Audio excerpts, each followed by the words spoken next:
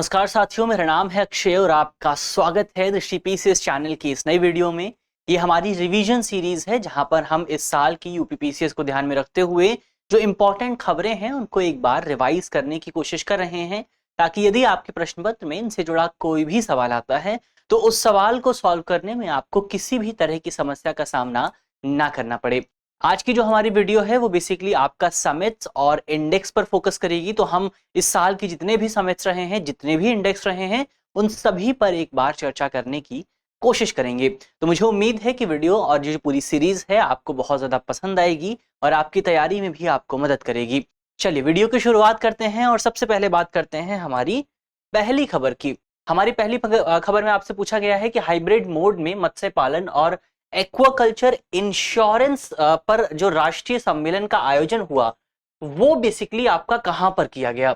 तो इसका जो आयोजन है वो आपका नई दिल्ली में किया गया। तो मत्स्य ये जो पूरा प्रोग्राम था, इस पूरे प्रोग्राम की अध्यक्षता कर रहे थे हमारे मत्स्य पालन, पशुपालन और डेयरी मंत्री पुरुषोत्तम रूपाल द्वारा की जा रही थी। इसके अलावा कार्यक्रम के उद्देश्य की अगर आप बात करें तो इसका उद्देश्य था जो हमारा मत्स्य पालन बीमा सेक्टर है, तो मत्स्य पालन बीमा सेक्टर से जुड़े जितने भी स्टेक होल्डर्स हैं, चाहे वो आपके एक्वाकल्चर से जुड़े लोग हो गए, चाहे आपकी सरकार हो गई और चाहे आपकी बीमा कंपनियां हो गई, इन सभी लोगों के बीच में, सभी स्टेक होल्डर्स के बीच में पार्टनरशिप को बढ़ावा दिया जा सके, साझेदारी को बढ़ावा दिया जा सके।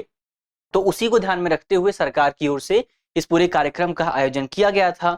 अगर वैश्विक मछली उत्पादन की बात करें तो दुनिया में जितनी भी मछलियों का उत्पादन होता है, जितनी भी मछलियां उगाई जाती हैं, उसमें से 8% हिस्सेदारी जो है, यानी जितनी भी मछलियां पकड़ी जाती हैं उसमें से 8% हिस्सेदारी आपका भारत की होती है। इसके अलावा भारत दुनिया का तीसरा सबसे बड़ा मछली उत्पादक देश है, यानी कि भारत में जो है तीसरे नंबर पर सबसे ज्यादा मछली उत्पादन आपको देखने को मिलता है। और कमेंट बॉक्स में बताएंगे कि आप भारत से पहले 2 देश कौन से हैं, तो इनको आप सर्च करेंगे और कमेंट बॉक्स में बताएंगे कि तीसरे नंबर पर तो भारत है, पहले और दूसरे नंबर पर कौन है मछली के उत्पादन के मामले में। इसके अलावा सरकार की ओर से आपको याद होगा प्रधानमंत्री मत्स्य संपदा योजना की भी शुरुआत की गई थी। इस योजना के क्रियान्वयन की जो जिम्मेदारी है वो आपका राष्ट्रीय मत्स्य विकास बोर्ड, इस पूरी जो है बोर्ड को दी गई है। तो इस पर भी हमने बात की। अगर इस योजना पर अगर आप बात करें तो इस योजना का प्राथमिक उद्देश्य यही है कि भारत का जो मत्स्य पालन उद्योग है उसमें और ज्यादा सुधार किया जा सके, उनसे जो लोग जुड़े हुए हैं उनकी आजीविका में सुधार किया जा सके। तो ये बेसिकली हमने अपनी पहली खबर पे बात की। चलिए आगे बढ़ते हैं, बात करते हैं अगली खबर पे। हमारी अगली खबर में आपसे पूछा गया है कि हाल ही में अंतरराष्ट्रीय चीनी संगठन यानी कि शुगर ऑर्गेनाइजेशन की कौन सी परिषदीय बैठक का आयोजन किया गया। तो इसका जो सही जवाब है वो है 63वीं परिषदीय बैठक का आयोजन हुआ था। इस बैठक को अगर आप देखें तो इस बैठक के दौरान भारत को साल 2024 के लिए संगठन का अध्यक्ष भी चुना गया है। तो अब भारत जो है, यहां से एक और इंपॉर्टेंट चीज आपके लिए निकल करके आती है कि भारत जो है वो 2024 में अंतरराष्ट्रीय चीनी संगठन का अध्यक्ष चुना गया है। इसके अलावा अगर आप अंतरराष्ट्रीय चीनी संगठन की बात करें तो ये दुनिया भर में चीनी के जितने भी उत्पादक हैं, इससे जुड़े जो दूसरे सेक्टर्स होते हैं, उन तमाम लोगों का एक संगठन है और उनका अंतरराष्ट्रीय स्तर पर प्रतिनिधित्व करता है। अगर इसके मेंबर्स की बात करें तो इसमें आपको तकरीबन 90 देश दिखाई दे जाएंगे। और इसका मुख्यालय कहां पर है? इसका मुख्यालय है आपका लंदन में। और इस बार अध्यक्षता किसके पास है? अध्यक्षता इस बार है भारत के पास। तो 2024 में आपको भारत के पास अध्यक्षता देखने को मिलेगी। अब चीनी उत्पादन की अगर आप बात करें तो चीनी उत्पादन और चीनी कंजम्पशन दोनों ही मामलों में आपको भारत बहुत आगे दिखाई देगा। सबसे पहले अगर आप चीनी उत्पादन की बात करें तो सबसे पहले चीनी उपभोग की अगर आप बात करें तो भारत चीनी के उपभोग के मामले में दुनिया का सबसे बड़ा देश है। इसके अलावा प्रोडक्शन के मामले में दूसरा सबसे बड़ा देश है। तो कंजम्पशन के मामले में पहला सबसे बड़ा देश है और आपका उत्पादन के मामले में दूसरा सबसे बड़ा देश है। सबसे पहले बात करते हैं कि दुनिया भर में क्या स्थिति है। अगर खपत की बात करें कि भारत में कंजम्पशन कितना होता है, तो दुनिया में आपको जितना भी कंजम्पशन देखने को मिलेगा उसमें से 15% कंजम्पशन अकेले आपको भारत में देखने को मिलता है। और अगर प्रोडक्शन की बात करें तो प्रोडक्शन, दुनिया में जितना भी प्रोडक्शन होता है उसमें से 20% हिस्सेदारी आपका भारत की ओर से आती है। तो आपका कंजम्पशन के मामले में भारत 15% का योगदान देता है और आपका प्रोडक्शन के मामले में भारत 20% का योगदान देता है। और कंजम्पशन के मामले में भारत पहले स्थान पर है और प्रोडक्शन के मामले में दूसरे स्थान पर। तो ये बेसिकली हमने इस पूरे संगठन के बारे में भी बात की और भारत को भी यहाँ पर समझा। इसके अलावा हमारी अगली खबर है कि बीते दिनों किस देश के जो सुल्तान थे बिन तारिक ये 3 दिवसीय यात्रा पर भारत आए। तो इसका जो सही जवाब है वो है आपका ओमान। तो ओमान के जो सुल्तान थे बिन तारिक, वो बेसिकली आपका भारत की यात्रा पर आए थे। इनके बारे में अगर आप बात करें तो ये एक हमारे दोनों देशों के बीच में, भारत और ओमान के बीच में कई बहुत सारे द्विपक्षीय समझौतों पर हस्ताक्षर किए गए, जिसमें आपका साइंस एंड टेक्नोलॉजी शामिल था, जिसमें आपका कल्चर शामिल था, फाइनेंशियल क्राइम शामिल था इसमें। इसके अलावा हमारे देशों के बीच में एक सांस्कृतिक संबंध परिषद की गठन करने की भी बात की गई है, जहां पर हिंदी पीठ बनाई जाएगी। तो बेसिकली वहां पर आपका ओमान में हिंदी को बढ़ावा देने पर जोर दिया जाएगा। ये तो हालिया खबर की बात हुई। अब एक बार यहाँ पर हम ओमान को भी देख लेते हैं। तो ओमान बेसिकली आपका जो अरब पेनिनसुला है, तो ये वाला रीजन क्या कहलाता है? ये कहलाता है आपका अरब पेनिनसुला। क्यों? क्योंकि ये वाला जो रीजन है आपका, ये 3 तरफ से आपका किसी ना किसी जल निकाय से घिरा हुआ है। जैसे अगर आप ऊपर की तरफ देखेंगे तो यहाँ पर आपको पर्शियन गल्फ मिलेगा। अगर आप थोड़ा सा ईस्ट की साइड जाएंगे तो ईस्ट में आपको क्या मिलेगा? यहाँ पर आपको मिलेगा बेसिकली गल्फ ऑफ ओमान। इसके अलावा अरेबियन सी भी यहाँ पर आपको मिलेगा। तो 3 तरफ से जो पूरा एरिया है ये आपका घिरा हुआ है पानी से, और इसी वजह से इसे पेनिनसुला यानी कि प्रायद्वीप कहा जाता है। और इस प्रायद्वीप के दक्षिण पूर्व हिस्से में, यानी कि ये वाला जो हिस्सा है, यहां पर आपको मिलेगा ओमान। तो ये हमने ओमान की बात की। इसकी जो जनसंख्या है वो 75 लाख के आसपास है, और लगभग जो पूरी जनसंख्या है वो आपको मुस्लिम जनसंख्या यहां पर मिलेगी। इसके अलावा ओमान में भारतीय लोगों की संख्या तकरीबन 6.2 लाख के आसपास है, और इसमें से तकरीबन 4.8 लाख जो है वो आपके श्रमिक और पेशेवर हैं। तो ये बेसिकली हमने ओमान की खबर पर बात की है, इससे जुड़े जो इंपॉर्टेंट पॉइंट्स थे उनको समझा। आगे बढ़ते हैं, अगली खबर को देखते हैं। हमारी अगली खबर में आपसे पूछा गया है कि उत्तराखंड वैश्विक निवेशक शिखर सम्मेलन 2023 का आयोजन कहां पर किया गया है? तो इसका जो हमारा ऑप्शन है, इसका जो सही जवाब है वो है वन अनुसंधान संस्थान देहरादून में। देहरादून में जो है आपका वन अनुसंधान संस्थान है, जहां पर उत्तराखंड वैश्विक निवेश शिखर सम्मेलन का आयोजन किया गया। इसके बारे में अगर बात करें तो इसका उद्घाटन किया हमारे प्रधानमंत्री नरेंद्र मोदी ने, और इसका विषय था शांति से समृद्धि। विषय क्या था? विषय था शांति से समृद्धि। उद्घाटन किया प्रधानमंत्री नरेंद्र मोदी ने। इसके अलावा इस सम्मेलन के दौरान दुनिया भर के जो तमाम निवेशक थे, जो हजारों से ज्यादा निवेशक थे, उन्होंने इस पूरे सम्मेलन में हिस्सा लिया और प्रतिनिधित्व करते हुए अपने अपने क्षेत्र में उत्तराखंड में निवेश करने को भी लेकर के प्रतिबद्धता जाहिर की। इसके अलावा इसमें बहुत सारे केंद्रीय मंत्रियों ने भी हिस्सा लिया। इसमें अलग अलग देशों के राजदूत भी शामिल थे, जो बड़े बड़े इंडस्ट्रियलिस्ट थे वो भी इस पूरे सम्मेलन में शामिल हुए। तो ये तो उत्तराखंड के बारे में बात हुई, उसके निवेश शिखर सम्मेलन के बारे में बात हुई। आगे बढ़ते हैं, हमारी अगली खबर में आपसे पूछा गया है कि कहां पर तट रक्षक कमांडरों का 40वां सम्मेलन आयोजित किया गया? तो इसका जो सही जवाब है वो है आपका नई दिल्ली। तो ये जो तट रक्षक कमांडर्स का 40वां सम्मेलन था, ये कहां पर हुआ? ये हुआ आपका नई दिल्ली में। अगर उद्घाटन की बात करें तो इसका उद्घाटन किया हमारे रक्षा मंत्री राजनाथ सिंह ने, और इसका उद्देश्य था कि जो हमारे समकालीन समुद्री चुनौतियां हैं, यानी कि हमारे मरीन सेक्टर में जो हमें चैलेंजेस देखने को मिल रहे हैं, उनका समाधान किया जा सके, और हमारा जो कोस्टल रीजन है उसकी निगरानी को, उसकी सर्विलांस को और ज्यादा मजबूत किया जा सके। तो ये जो तमाम टॉपिक्स हैं, इन टॉपिक्स पर चर्चा करने के लिए ही नई दिल्ली में कोर कमांडर्स की बैठक का आयोजन, तटरक्षक कमांडर्स की बैठक का आयोजन जो है वो किया गया था। इसके अलावा और क्या क्या इंपॉर्टेंट है यहाँ पर? तो ये सम्मेलन जो है, सम्मेलन हर वर्ष आयोजित होता है, प्रतिवर्ष इसका आयोजन होता है, जिसमें हमारे जो तटरक्षक अधिकारी हैं वो बेसिकली तटों की रक्षा किस तरह से की जाएगी उसको लेकर के अपना रोड मैप जो है वो रोड मैप यहाँ पर तैयार करते हुए आपको नजर आ जाते हैं। चलिए आगे बढ़ते हैं, अपनी अगली खबर को देखते हैं। हमारी अगली खबर है ग्लोबल फिशरीज कॉन्फ्रेंस इंडिया 2023 का आयोजन कहाँ किया गया? तो इसका जो सही जवाब है वो है आपका अहमदाबाद में। तो ग्लोबल फिशरीज कॉन्फ्रेंस 2023 का आयोजन आपका अहमदाबाद में हुआ। इसके बारे में बात करते हैं। इसका थीम क्या था? इसका थीम था मत्स्य पालन और जलीय कृषि संपत्ति का जश्न। तो बेसिकली यहाँ पर आपका मत्स्य पालन पर जोर दिया गया है और एक्वा कल्चर पर जोर दिया गया, और इन्हें एक रिसोर्स के तौर पर देखा गया, इन्हें एक संपत्ति के तौर पर देखा गया है। उद्देश्य की बात करें तो यहाँ पर बेसिकली आपका नेटवर्क स्थापित करने पर जोर दिया जाता है, यानी कि जितने भी लोग आपका मत्स्य पालन क्षेत्र से जुड़े हुए हैं, जितने भी लोग आपका एक्वाकल्चर सेक्टर से जुड़े हुए हैं, उन सभी स्टेक होल्डर्स के बीच में, सभी हितधारकों के बीच में बाजार अंतर्दृष्टिकोण के माध्यम से चर्चा की जा सके, उस पर परिचर्चा हो सके, उपयोगी चर्चा हो सके, और डिस्कशन किया जाए कि हम अपने बाजार को और ज्यादा कैसे बढ़ा सकते हैं, बाजार में कौन कौन सी चुनौतियां हैं जिनको दूर किया जा सकता है। उसी को लेकर के बेसिकली यहाँ पर चर्चा देखने को मिली। अगर नोडल मंत्रालय की बात करें कि किसके द्वारा इसका आयोजन हुआ, तो इसका आयोजन बेसिकली आपका मत्स्य पालन विभाग, मत्स्य पालन और पशुपालन और डेयरी मंत्रालय द्वारा किया गया।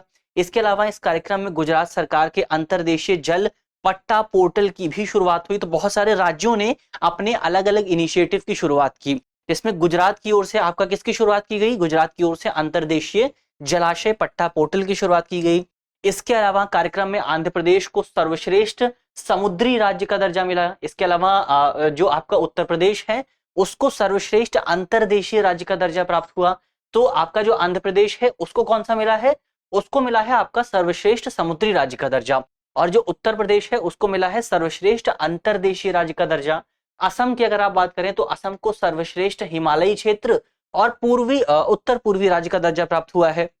इसके अलावा तमिलनाडु का एक जिला है रामानाथपुरम। तो रामानाथपुरम ये जो जिला है, इस जिले को सर्वश्रेष्ठ समुद्री जिले का जो है दर्जा प्राप्त हुआ है। इसके अलावा मध्य प्रदेश के सिवनी को, असम के कामरूप को बेसिकली आपका सर्वश्रेष्ठ अंतर्देशीय जिला। तो आपका मध्य प्रदेश का जो शिवनी वाला इलाका है, शिवनी वाला जिला है, उसे सर्वश्रेष्ठ अंतर्देशीय जिले का दर्जा मिला है। वहीं असम का जो कामरूप जिला है उसे सर्वश्रेष्ठ हिमालयी और उत्तर पूर्वी जिले का जो है दर्जा प्रदान किया गया है। तो ये बेसिकली तमाम राज्यों को, तमाम जिलों को क्या क्या दर्जे मिले हैं, क्या क्या पुरस्कार मिले हैं, उन पर यहाँ पर हमने बात की। अगली खबर को अगर आप देखें तो अगली हमारी खबर है कि दुनिया के पहले वैश्विक कृत्रिम बुद्धिमत्ता यानी कि एआई शिखर सम्मेलन का आयोजन कहां पर किया गया, कौन से देश ने किया? तो इसका जो सही जवाब है वो है ब्रिटेन। तो एआई को लेकर के दुनिया का पहला जो सम्मेलन हुआ था वो सम्मेलन आपका ब्रिटेन की ओर से आयोजित किया गया था। थीम क्या था, उद्देश्य क्या था इसका? इसका बेसिकली उद्देश्य था कि अंतरराष्ट्रीय सहयोग को बढ़ावा दिया जाए, खासतौर पर एआई मॉडल्स को लेकर के। कैसे एआई मॉडल्स को लेकर के, किस तरह से? तो इनका बेसिक उद्देश्य ये था कि हम जो एआई का डेवलपमेंट कर रहे हैं उसमें एथिक्स को शामिल किया जा सके। एआई की नैतिक तरीके से, हम एथिकल तरीके से एआई का विकास करें। एआई का जो विकास हो वहां पर एथिक्स को भी शामिल किया जाए, नैतिकता को भी शामिल किया जाए। उसी को ध्यान में रखते हुए जिम्मेदार तरीके से हम एआई का डेवलपमेंट करें, उसको ध्यान में रखते हुए इस पूरे सम्मेलन का आयोजन किया गया था। और इस पूरे जो जिम्मेदार तरीके से एआई का डेवलपमेंट होगा उसे आप कहेंगे फ्रंटियर एआई। तो फ्रंटियर एआई के डेवलपमेंट के लिए बेसिकली आपका इस पूरे सम्मेलन का आयोजन किया गया था। इसके अलावा अगली खबर को देखते हैं। हमारी अगली खबर है कि हाल ही में अंतरराष्ट्रीय सौर गठबंधन की 6ठी असेंबली का आयोजन कहां पर किया गया? तो इसका जो सही जवाब है वो है आपका नई दिल्ली। तो अंतरराष्ट्रीय सौर गठबंधन की जो 6ठी असेंबली थी उसका आयोजन नई दिल्ली में हुआ और इसकी अध्यक्षता भारत के विद्युत तथा नवीन एवं नवीकरणीय ऊर्जा मंत्री आर.के. सिंह द्वारा की गई। इसमें 20 देशों के मंत्रियों और 116 सदस्य तथा हस्ताक्षरकर्ता देशों ने प्रतिनिधित्व किया। तो इतने ज्यादा मेंबर्स जो है इसमें शामिल थे। इसके अलावा इंटरनेशनल सोलर अलायंस की अगर आप बात करें तो इसकी जो 6ठी असेंबली है इसने परियोजनाओं के लिए जो वाइबिलिटी गैप फंडिंग है उसको 10% से बढ़ा करके 35% करने का निर्णय लिया है। इसके अलावा 6ठी असेंबली में 3 महत्वपूर्ण विषयों जैसे ऊर्जा पहुंच हो गया, ऊर्जा सुरक्षा हो गया और ऊर्जा रूपांतरण हो गया, इन 3 टॉपिक्स पर भी विचार विमर्श किया गया। इसके अलावा अगर आप बात करें इस संगठन की, इंटरनेशनल सोलर ऑर्गेनाइजेशन की, तो इसका गठन भारत और फ्रांस द्वारा संयुक्त तौर पर COP21 यानी कि पेरिस में जिसका आयोजन हुआ था, पेरिस के COP21 के बाद इंटरनेशनल सोलर अलायंस का जो है गठन किया गया था भारत और फ्रांस द्वारा एक साथ संयुक्त तौर पर मिलकर के। इसके अलावा तकरीबन 109 देशों ने इस पूरे फ्रेमवर्क पर हस्ताक्षर किए हैं और साथ ही 90 देश ऐसे हैं जिन्होंने ये जो पूरा संगठन है इसकी पूर्ण सदस्यता प्राप्त की है। इसके अलावा अगर भारत की बात करें तो भारत इंटरनेशनल सोलर अलायंस की जो असेंबली होती है उसके अध्यक्ष का पद संभालता है और फ्रांस जो है वो इसके सह अध्यक्ष का पद संभालता है, को चेयर का जो है पद संभालता है। तो ये हमने इंटरनेशनल सोलर अलायंस पर बात की। आगे बढ़ते हैं, अपनी अगली खबर को देखते हैं। हमारी अगली खबर में आपसे पूछा गया है कि फ्यूचर इन्वेस्टमेंट इनिशिएटिव यानी कि FII के 7वें संस्करण का आयोजन कहां पर किया गया? तो इसका जो सही जवाब है वो है आपका सऊदी अरब का रियाद। तो सऊदी अरब के रियाद में फ्यूचर इन्वेस्टमेंट इनिशिएटिव का जो है 7वां संस्करण आयोजित हुआ था। कब आयोजित हुआ था? तो इसका आयोजन आपका 24 से 25 अक्टूबर 2023 को किया गया था। इसके अलावा आगे बढ़ते हैं, इस पर और विस्तार से बात करते हैं। इसका पूरा थीम था द न्यू कंपास। तो द न्यू कंपास इसका थीम था और इसके थीम के माध्यम से अगर आप देखेंगे तो यहाँ पर एक नई विश्व व्यवस्था पर जो है बात केंद्रित करने की कोशिश की गई थी कि हम जो है एक नई विश्व व्यवस्था बनाएंगे जहां पर शक्ति का जो केंद्र है वो आपका वेस्टर्न कंट्रीज से निकल करके दूसरी कंट्रीज में जाएगा। ये बेसिकली यहाँ पर कहने की कोशिश की गई थी। इसके अलावा उद्देश्य की अगर आप बात करें तो यहाँ पर वैश्विक मानवता पर प्रभाव डालने वाले जो तमाम मुद्दे थे उन मुद्दों पर चर्चा की गई, उन मुद्दों से किस तरह से निपटा जाए और वहां पर निवेश किस तरह से किया जाए, उस निवेश पर भी यहाँ पर ध्यान दिया गया। इसके अलावा इस आयोजन में दुनिया के जो बड़े बड़े इन्वेस्टर्स थे वो शामिल हुए, जो व्यापारी थे, जो बिजनेस लीडर्स थे वो शामिल हुए, जो पॉलिसी मेकर्स थे वो यहाँ पर शामिल हुए, जो आपका इनोवेटर्स थे, जो खोजकर्ता थे, उन्होंने भी इस पूरे सम्मेलन में हिस्सा लिया। इसके अलावा भारत की ओर से अगर आप बात करें तो भारत में केंद्रीय वाणिज्य वस्त्र मंत्री पीयूष गोयल ने इस पूरे सम्मेलन में हिस्सा लिया था। अगर आप बात करें FII की, यानी कि ये जो पूरा इनिशिएटिव है फ्यूचर इन्वेस्टमेंट इनिशिएटिव, तो ये इनिशिएटिव बेसिकली आपका सऊदी अरब की सरकार की ओर से, किंगडम ऑफ सऊदी अरब की ओर से शुरू किया गया है और ये एक बेसिकली इंस्टीट्यूट है, एक वैश्विक गैर लाभकारी फाउंडेशन के तौर पर काम करता है। तो ये बेसिकली हमने इस पूरे टॉपिक पर बात की, फ्यूचर इन्वेस्टमेंट इनिशिएटिव पर बात की। इनिशिएटिव कहाँ पर आयोजित हुआ, कौन कौन से देशों ने इसमें हिस्सा लिया, भारत की ओर से कौन गया और इसकी शुरुआत किसने की। चलिए आगे बढ़ते हैं और बात करते हैं अपनी अगली खबर की। हमारी अगली खबर में आपसे पूछा गया है कि किसकी अध्यक्षता में 9वें G20 संसदीय अध्यक्षों का शिखर सम्मेलन यानी कि P20 शिखर सम्मेलन आयोजित किया गया। तो इसका जो सही जवाब है वो है भारत। तो भारत की अध्यक्षता में P20 यानी कि पार्लियामेंट्री 20 जो शिखर सम्मेलन था इसका आयोजन किया गया। कहां पर किया गया? इसका आयोजन द्वारका में किया गया। द्वारका में कहां पर किया गया? द्वारका में एक जगह है India international convention centre, Yashobhoomi, इस जगह पर इस पूरे सम्मेलन का आयोजन हुआ था। अगर बात करें इस पूरे शिखर सम्मेलन की तो ये इसका 9वां संस्करण था और इसका उद्घाटन कब हुआ था? ये हुआ था 13 अक्टूबर 2023 को प्रधानमंत्री नरेंद्र मोदी द्वारा किया गया था और यहाँ पर भारत की जो P20 प्रेसिडेंसी है वो समाप्त हुई थी और P20 प्रेसिडेंसी समाप्त होने के बाद भारत की ओर से भारत के जो लोकसभा अध्यक्ष हैं उन्होंने ब्राजील की संसद को जो है ये अध्यक्षता प्रदान कर दी थी। तो ये बेसिकली यहाँ पर भारत की प्रेसिडेंसी जो है उसका ट्रांसफर भी हमें देखने को मिला था। इसके अलावा इस शिखर सम्मेलन का विषय क्या था? इसका विषय था एक पृथ्वी, one world, one family and one future for आपका पार्लियामेंट, फॉर संसद, यानी कि एक पृथ्वी, एक परिवार, एक भविष्य के लिए संसद। इसके अलावा इस कार्यक्रम में आपके G20 सदस्य देशों और जो आमंत्रित देश थे उनकी जो संसद होती है वहां के जो प्रमुख थे वो प्रमुख, वहां के जो अध्यक्ष थे उनकी ओर से हिस्सा लिया गया था। तो ये बेसिकली हमने P20 पर बात की। P20 बेसिकली आपका जो G20 है, तो G20 के जो देश हैं उनकी जो पार्लियामेंट्स हैं उनका एक ग्रुप है, उसको आप कहते हैं P20। चलिए आगे बढ़ते हैं, बात करते हैं अपनी अगली खबर की। हमारी अगली खबर में आपसे पूछा गया है कि 16वीं कृषि विज्ञान कॉन्फ्रेंस कहां पर आयोजित की गई? इसका जो सही जवाब है वो है आपका केरला के कोच्चि में इसका जो है आयोजन किया गया था। इसका आयोजन कब हुआ? इसका आयोजन हुआ आपका अक्टूबर 2023 में। तो अक्टूबर 2023 में राष्ट्रीय कृषि विज्ञान अकादमी की ओर से इसका आयोजन किया गया था। इसके अलावा आयोजन पहली बार केरल में हुआ था, तो ये भी केरल के लिए एक इंपॉर्टेंट चीज थी। इसके अलावा जिसकी जो है ये जो पूरा कार्यक्रम था, ये कार्यक्रम बेसिकली आपका ICAR यानी कि Indian council of agriculture research की मेजबानी में किया जा रहा था। इसके अलावा उद्देश्य क्या था? इसका उद्देश्य था कि हमारी जो आने वाली पीढ़ियां हैं उन्हें कृषि और खाद्य प्रणालियों के लिए टिकाऊ उद्यम बनाने में मदद की जा सके, इस संबंध में और ज्यादा डिस्कशन किया जा सके, उन्हें बताया जा सके कि किस तरह से आप साइंटिफिक तरीके से खेती कर सकते हैं, किस तरह से साइंटिफिक तरीके से आप जो है अपने लिए भोजन उगा सकते हैं। उसको लेकर के इस पूरे सम्मेलन का, इस पूरे कॉन्फ्रेंस का आयोजन किया गया था। कॉन्फ्रेंस में 10 विषय थे, जिन 10 विषयों पर विस्तार से चर्चा की गई, जो कि आपके एग्रीकल्चर सेक्टर से जुड़े हुए थे, जो कि आपके फूड सिस्टम से जुड़े हुए थे। अगली खबर पे बात करते हैं। हमारी अगली खबर है कि अंतर्राष्ट्रीय वकील सम्मेलन 2023 का आयोजन कहां पर किया गया? इसका सही जवाब है नई दिल्ली। तो ये जो अंतर्राष्ट्रीय वकील संगठन है ये नई दिल्ली में आयोजित हुआ और इसका उद्घाटन किया हमारे प्रधानमंत्री नरेंद्र मोदी द्वारा और भारतीय न्यायपालिका के सर्वोच्च प्राधिकारी जो हैं यानी कि हमारे CJI DY चंद्रचूड़। तो DY चंद्रचूड़ और हमारे प्रधानमंत्री नरेंद्र मोदी द्वारा मिलकर के इस पूरे सम्मेलन का उद्घाटन किया गया। इसका उद्देश्य था कि राष्ट्रीय और अंतर्राष्ट्रीय महत्व के जो कानूनी मुद्दे हैं, जो लीगल इश्यूज हैं, उन लीगल इश्यूज पर चर्चा की जा सके। तो ये जो कार्यक्रम था, ये कार्यक्रम में भारत में आयोजित होने वाला अपनी तरह का पहला कार्यक्रम था और ये सम्मेलन कानूनी पेशेवरों यानी कि जो वकील होते हैं उनके बीच विचार विमर्श और अनुभवों के आदान प्रदान को बढ़ावा देता है। यानी कि आपके जो वकील्स हैं, जो आपके एडवोकेट्स हैं, वो आपस में चर्चा कर सकते हैं, अपनी एक्सपर्टीज को शेयर कर सकते हैं, उनकी जो विशेषज्ञता है उसको लेकर के बात कर सकते हैं। साथ ही यहाँ पर कानूनी मुद्दों को समझ बढ़ाने के लिए भी बेसिकली इसको डिजाइन किया गया था कि जो भी नए वकील आएंगे उनकी जो समझ है कानूनी विषयों को लेकर के, कानून किस तरह से काम करता है उसको लेकर के, उस समझ को भी यहाँ पर विकसित करने की कोशिश की गई थी। तो ये हमने बात की बेसिकली आपका अंतर्राष्ट्रीय वकील सम्मेलन 2023 की। आगे बढ़ते हैं, हम बात करते हैं हमारी अगली खबर की।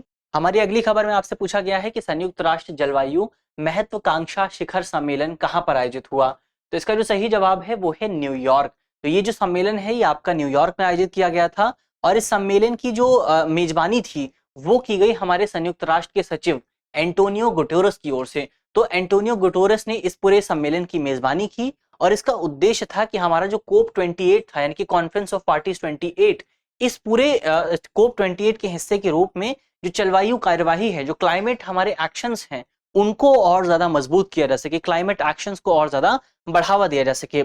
इसके अलावा इस शिखर सम्मेलन में आपका भारत, अमेरिका और चाइना ये 3 देश उपस्थित नहीं रहे, जबकि सबसे इंपॉर्टेंट बात यही है कि दुनिया में जो सबसे ज्यादा उत्सर्जन होता है वो आपको इन्हीं 3 देशों में देखने को मिलता है। भारत हो गया, अमेरिका हो गया और चाइना हो गया, जबकि यही 3 देश इस पूरे सम्मेलन में शामिल नहीं थे। शिखर सम्मेलन के अंतिम दिन की अगर आप बात करें तो वहां पर 34 देशों और 7 संस्थानों के प्रतिनिधियों ने हिस्सा लिया था, लेकिन भारत, अमेरिका और चाइना की ओर से हिस्सा नहीं लिया गया था। चलिए आगे बढ़ते हैं, बात करते हैं हमारी अगली खबर की। तो हमारी जो अगली खबर है उसमें आपसे पूछा गया है कि 18वें G20 शिखर सम्मेलन का आयोजन कहाँ किया गया। तो इसका जो सही जवाब है वो आप सभी जानते हैं, बहुत ज्यादा चर्चा में ये विषय रहा था। इसका सही जवाब है नई दिल्ली। तो नई दिल्ली में 18वें G20 शिखर सम्मेलन का जो है आयोजन हुआ था और ये पहला शिखर सम्मेलन था जो कि नई दिल्ली में आयोजित हो रहा था, जो कि भारत में आयोजित हो रहा था। अगर इसके विषय की बात करें, टॉपिक की बात करें, थीम की बात करें, तो इसका थीम था वसुधैव कुटुंबकम, यानी कि जो हमारा विश्व है वो एक परिवार है। यही थीम आपको पहले भी P20 के सम्मेलन में भी कुछ ऐसा ही थीम आपको देखने को मिला था। इसके अलावा इस मंच में विकासशील देशों का प्रतिनिधित्व बढ़ाने के लिए एक महत्वपूर्ण कदम के रूप में G20 देशों ने अफ्रीकी संघ यानी कि अफ्रीकी यूनियन को अपने एक परमानेंट मेंबर के तौर पर हिस्सा बनाया था। इसके अलावा भारत के प्रधानमंत्री ने ब्राजील के जो राष्ट्रपति थे उनको बेसिकली G20 की जो अध्यक्षता है वो पारंपरिक तौर पर प्रदान भी की थी। तो यहाँ पर अब आपसे सवाल आ सकता है कि G20 की जो अगली अध्यक्षता है वो किसके पास है, भारत के बाद किसके पास गई थी। तो इसका सही जवाब होगा कि भारत से अध्यक्षता आपका ब्राजील के पास गई थी, जिन्हें 1 दिसंबर 2023 को आधिकारिक तौर पर इसकी अध्यक्षता प्राप्त हो गई है। तो बेसिकली 2023 को जो है जो हमारा ब्राजील है, ब्राजील को यह अध्यक्षता मिल गई है। तो ये हमने G20 शिखर सम्मेलन पर बात की। आगे बढ़ते हैं, अपनी अगली खबर को देखते हैं। हमारी अगली खबर है कि 15वां ब्रिक्स शिखर सम्मेलन कहाँ पर आयोजित हुआ। तो इसका सही जवाब है जोहानिसबर्ग यानी कि साउथ अफ्रीका। तो इसका जो सही जवाब होगा वो होगा कि जोहानिसबर्ग में आपका 15वां ब्रिक्स शिखर सम्मेलन आयोजित हुआ और इस अवसर पर नेताओं ने वैश्विक आर्थिक सुधार, अफ्रीका और ग्लोबल साउथ का कॉन्सेप्ट आजकल बहुत चर्चा में है, तो ग्लोबल साउथ के कॉन्सेप्ट पर साझेदारी को बढ़ाने को लेकर के इन तमाम मुद्दों पर यहाँ पर चर्चा की गई। इसके अलावा इस सम्मेलन में भारत के विदेश मंत्री, जो विदेश मंत्रालय में आर्थिक मामलों के जो सचिव हैं दम्मू रवि, उनको भारत का शेरपा नियुक्त किया गया था। तो हमारा जो इसमें शेरपा कौन थे, विदेश मंत्रालय के जो विदेश मंत्रालय में आर्थिक मामलों के जो प्रमुख हैं वो भारत के शेरपा के तौर पर काम कर रहे थे। इस साल ब्रिक्स देशों के समूह में 6 देशों को जो है आधिकारिक तौर पर शामिल किया गया है। इसमें आपका अर्जेंटीना है, मिस्र है, इथोपिया है, ईरान है, सऊदी अरब और संयुक्त अरब अमीरात है। इसके अलावा नए सदस्य जो है 1 जनवरी 2024 से ब्रिक्स का हिस्सा बन जाएंगे। अगर ब्रिक्स के पहले वाले मेंबर्स की बात करें तो इसमें आपको 5 विकासशील देश जो है वो दिखाई देंगे, जैसे कि आपका ब्राजील हो गया, रूस हो गया, भारत हो गया, चाइना हो गया और दक्षिण अफ्रीका हो गया। ये 5 मेंबर्स जो है वो पहले से ब्रिक्स में शामिल हैं। इसके अलावा ये जो 5 मेंबर्स हैं ये जो विश्व की आबादी है उसमें से 41% आबादी का प्रतिनिधित्व करते हैं, 24% वैश्विक जीडीपी का प्रतिनिधित्व करते हैं। इसके अलावा 16% वैश्विक कारोबार का भी प्रतिनिधित्व करते हैं। तो इसी वजह से अगर आप इकोनॉमिक एस्पेक्ट से देखेंगे तो जो आपका ब्रिक्स पूरा समूह है वो बहुत ज्यादा इंपॉर्टेंट हो जाता है। चलिए, तो हमने ब्रिक्स समूह की बात की, आगे बढ़ते हैं, अपनी अगली खबर को देखते हैं। हमारी अगली खबर में आपसे पूछा गया है कि चौथी G20 सांस्कृतिक कार्य समूह बैठक का आयोजन कहां पर किया गया। तो इसका जो सही जवाब है वो है आपका वाराणसी में। तो G20 की जो सांस्कृतिक बैठक थी वो जो आपकी बैठक आयोजित हुई वो आपका वाराणसी में आयोजित की गई, और यहाँ पर तमाम देशों के, तमाम G20 के जो देश थे उनके प्रतिनिधि शामिल हुए, जो आमंत्रित देश थे उनके प्रतिनिधि शामिल हुए, जो आपका इंटरनेशनल ऑर्गेनाइजेशन थे उनके प्रतिनिधि शामिल हुए। इसके अलावा अगर इससे पहले बात करें तो ये तो भारत में आयोजित हुई थी। इससे पहले अगर आप देखें तो G20 सांस्कृतिक मंत्रियों की जो बैठक है उसकी पहली बैठक 2020 में सऊदी अरब की प्रेसिडेंसी में आयोजित की गई थी। तो ये भी एक इंपॉर्टेंट पॉइंट है कि पहली बार कब आयोजित की गई थी और किसकी प्रेसिडेंसी में आयोजित की गई थी। चलिए, ये तो हमारा सवाल हुआ। अगले सवाल को देखते हैं। हमारा अगला सवाल है कि वैश्विक खाद्य नियामक शिखर सम्मेलन 2023 पहली बार G20 कार्यक्रम के रूप में कहां पर आयोजित हुआ। तो इसका जो सही जवाब है वो है नई दिल्ली। तो खाद्य नियामक जो हैं, जो आपके फूड रेगुलेटर्स हैं, उनकी जो बैठक थी वो आपका कहां पर हुई, वो आपका नई दिल्ली में आयोजित की गई। इससे पहले ये पहली बार जो है इटली में आयोजित की गई थी, और इटली के बाद पहली बार इटली से बाहर जो है नई दिल्ली में आयोजित की गई। तो ये भी इंपॉर्टेंट है। इस पूरे सम्मेलन का आयोजन बेसिकली स्वास्थ्य और परिवार कल्याण मंत्रालय के तत्वाधान में किया गया था, और यहाँ पर खाद्य सुरक्षा पर जोर दिया गया, और भारत की ओर से भारतीय मानक प्राधिकरण द्वारा जो है इस पूरे सम्मेलन में हिस्सा लिया गया। तो ये बेसिकली हमने इस पूरे सम्मेलन की बात की। सम्मेलन का जो आयोजन था वो नई दिल्ली के मानेकशॉ ऑडिटोरियम में किया गया था। ये भी इंपॉर्टेंट है कि कहां पर हुआ था। तो नई दिल्ली के मानेकशॉ ऑडिटोरियम में इस पूरे सम्मेलन का आयोजन किया गया था। सम्मेलन की अगर आप बात करें तो इस पूरे शिखर सम्मेलन में 40 से ज्यादा देशों के जो खाद्य नियामक थे उन्होंने हिस्सा लिया था, और एक साथ काम करने के रूप में उन्होंने अपनी जो है प्लेज ली है कि हम जो है फूड सिक्योरिटी को लेकर के, फूड सेफ्टी को लेकर के और ज्यादा बेहतर काम करने वाले हैं। इस पूरे आयोजन में 30 अंतर्राष्ट्रीय संगठनों ने भी हिस्सा लिया, और 25 अंतर्राष्ट्रीय अनुसंधान संस्थाओं या फिर यूनिवर्सिटीज के रिप्रेजेंटेटिव्स भी आपको यहाँ पर दिखाई दिए। चलिए, ये तो बात हुई हमारा जो फूड रेगुलेटर्स की बैठक थी। अब हम आगे बढ़ते हैं और अपनी अगली खबर को देखते हैं। हमारी अगली खबर है कि 67वां travel agents association of India शिखर सम्मेलन कहां पर आयोजित किया गया।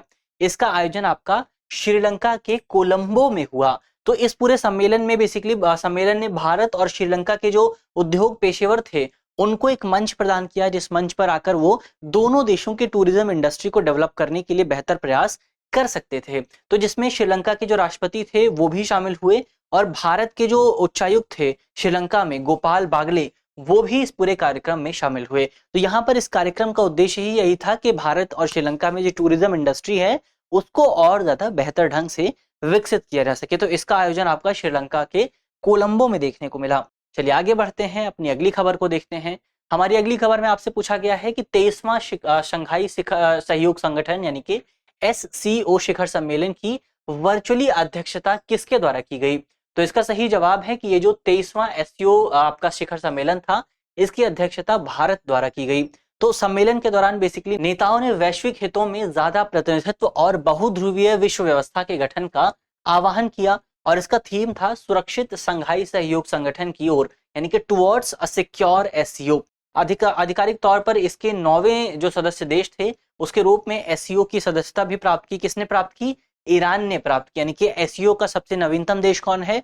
वो है आपका ईरान। इसके अलावा अगली खबर की अगर आप बात करें तो हमारी अगली खबर में आपसे पूछा गया है कि भारतीय फार्मास्यूटिकल अलायंस ने ग्लोबल फार्मास्यूटिकल क्वालिटी समिट के 8वें संस्करण का समापन कहां पर किया।